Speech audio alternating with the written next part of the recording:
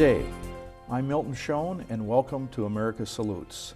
Today we have Scott Visdos from Volunteers Enlisted to Assist People as our guest in the first segment. And first of all, Scott, why don't you tell us a little bit about yourself?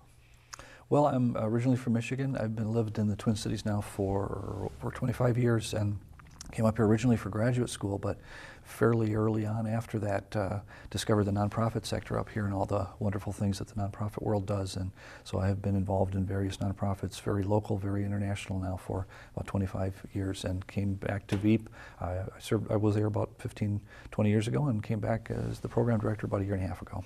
Very good. Now, why don't you tell us specifically what VEAP is and how it benefits our community? Well, VEAP, as you mentioned, is Volunteers Enlisted to Assist People. It was founded as an all-volunteer organization back in 1973, originally by churches in Richfield, expanded to include Bloomington, Edina, and also a portion of South Minneapolis that's south of 50th Street and west of Cedar Avenue. The basic idea is neighbors helping neighbors. They wanted a way that people could help others in need. We have a variety of different services, but the whole idea is to try to help stability so that poverty doesn't turn into homelessness, doesn't turn into hunger, doesn't turn into kids struggling in school, can't get to medical appointments. We try to prevent all those kinds of major disruptions in people's lives and keep things, give them a little support while they're struggling to make ends meet.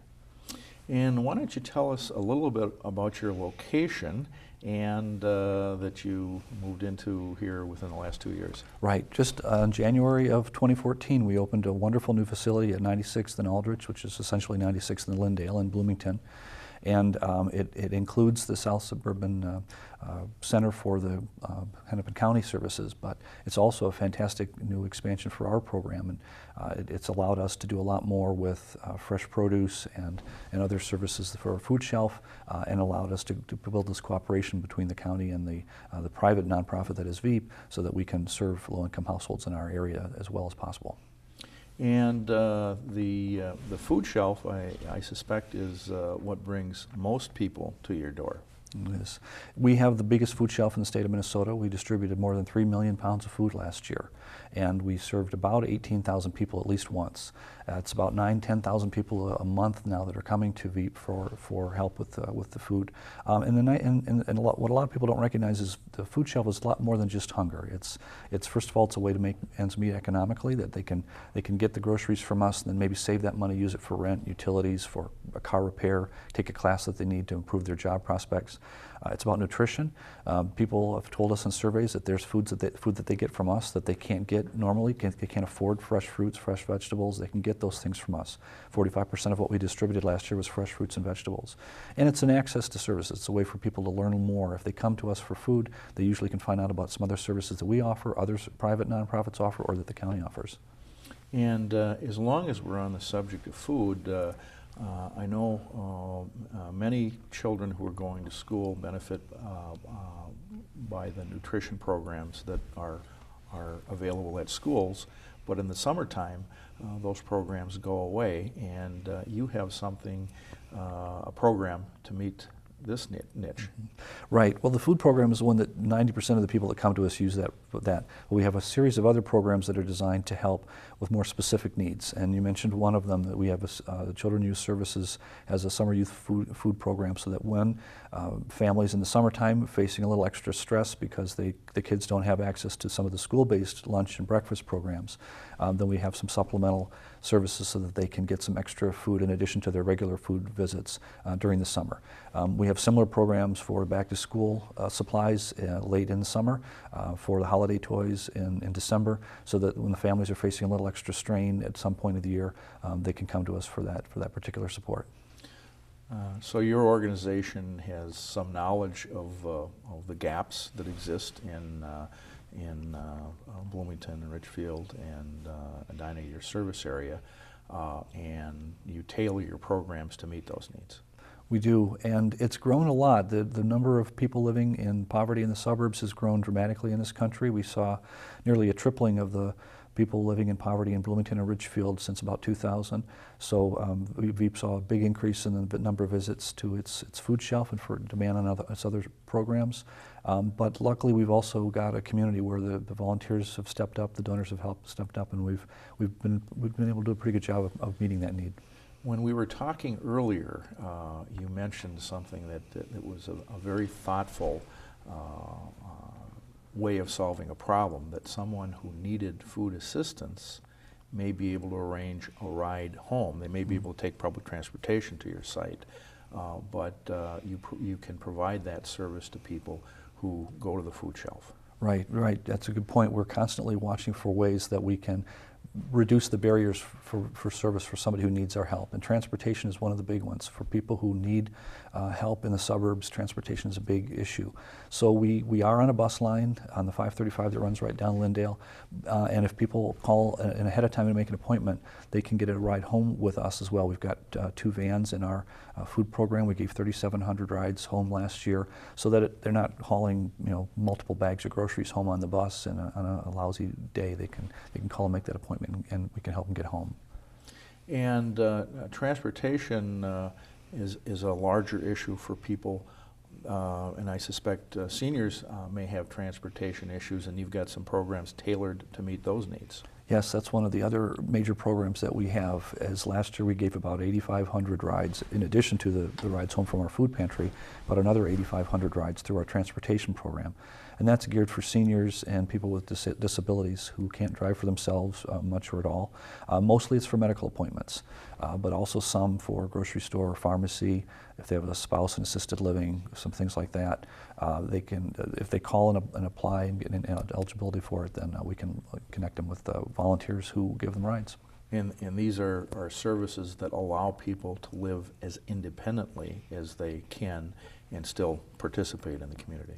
Yes, and it takes a little bit of the burden off their family as well. We know if there's an elder parent or a relative who's struggling, that can put a real burden on the family. And this helps share that burden a little bit. Maybe we can take the elderly person to dialysis or to medical appointments and make it a little easier on the caregivers. And we probably should mention this cooperation between Hennepin County and VEAP. In veteran service, we're there 2 days a month to assist veterans, and we have our eligibility people and other people from Human Services that provide services at your site. Mm-hmm. It's been a great synergy with the things that VEAP can do, the things that the county can do, and then we built the building so that we're all kind of under one roof. It's a shared lobby. People come in, if they come in for the county services, and then there's a service that VEAP offers that they might want to get help with, maybe some food right away. They can refer them straight over to us and vice versa if they come in to help with us. But we think there's a county program, a public assistance program that they might be eligible for. We can refer them over to the county side, and then our staff can cooperate on cases and help make sure people get the care that will keep them on the right path.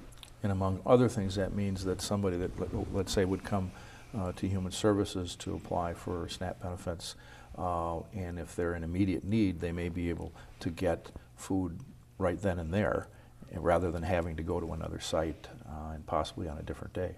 Exactly. Yep. If they live outside our service area, we'll maybe serve them at once, and then we'll refer them to that area because we want to connect them to the private nonprofit that's in their area. That's usually a wider range of services, but yeah, we'll help people the first time through, and if they're in our service area, then we'll connect them to the range of services that are available. And I know there's some other services that you offer. Do you want to highlight some of those for our audience? Point. Well, we mentioned transportation. We've mentioned the Children Youth Services. The other one is our social services department. We have 4 licensed social workers on site, and they gave thousands of referrals last year to help people connect with services that might be useful to them. We also gave some one-time financial assistance for individuals who are in a crisis. That key moment of help that can really help prevent someone's situation from spiraling out of control into homelessness or eviction, or they lose their car because they can't get it fixed, and then they lose their job. So it's designed to help those folks and make sure that that key moment of assistance will keep them on track. And so we provided hundreds of households last year with one-time financial assistance and thousands with information that could help them. So there's a significant element of prevention in what you do. It's not just the current problem, but making sure that the person is able to be independent and as time goes forward. Right. It's the stability is the key goal. You want to prevent the crisis from happening, and if you prevent the crisis, then usually people, with the right information, with the right referrals, they can take the steps to kind of to address the problem long term. But if they're in the middle of facing eviction, job loss, losing their daycare, you need to address that right away. And have you seen an increase in the number of people that you're serving since you opened your new site? Yes, definitely. We've seen a big increase compared to 2013 with the new building. We were able to serve, I think, around 130 households a day in the food shelf in the old building, and now we're up closer to 170, 180 households a day. We were able to cut the wait times down. We had significant wait times at the old building to get an appointment because we were just so stretched for the resources were stretched in that small building. And now most days you can get in same day or next day for a full food appointment. And it's been able to just be a lot better to serve people and expand our services. So you've got a better physical plant, but you also, by having both human services located there and your services there, are there any other service providers who are at your site? We're looking at trying to make this a true service hub, trying to find other ways for other organizations. I know there's a dental clinic that comes once a month and sets up shop in the county side and helps with that. We've had other organizations provide information in the lobby so that if people can connect with other services they can. And we're looking for other ways that we can try to expand it and make it a real community hub. But the whole point of it is to try to avoid people having to go multiple places to get what they need to stay stable. And so the more we can take advantage of our location and bring people in, we want to do it. And you purposefully got a large enough building so that you wouldn't outgrow it immediately, so that you would be able to grow your program and to meet other needs. Mm-hmm. That's true, and it's also, there's a whole host of benefits that we can just mention briefly. I mean, there's on-site daycare, there's some computers in the lobby that people can use. What we can do with the cooler and freezer facilities, we have a commercial kitchen on site. We've started offering classes on nutrition and healthy eating in the kitchen that we have, and it's just allowed us to expand our services more. And now we're kind of 1 year into it, and we keep looking for what more things can we do with this new space. Well, in our last half minute or so, Scott, what would you like to leave? What thought would you like to leave our viewers with? The important thing with VEAP is for people to call ahead, and they just find out what they need to find out for qualifying, for what information they need to bring in to establish residency. They can find out exactly what the services is. So it's important that they call 952-888-9616, and a volunteer there will help connect them to the information they need. And Scott, I want to thank you for being our guest on this first segment of America Salutes, and we will be back shortly with our second guest. Thank you.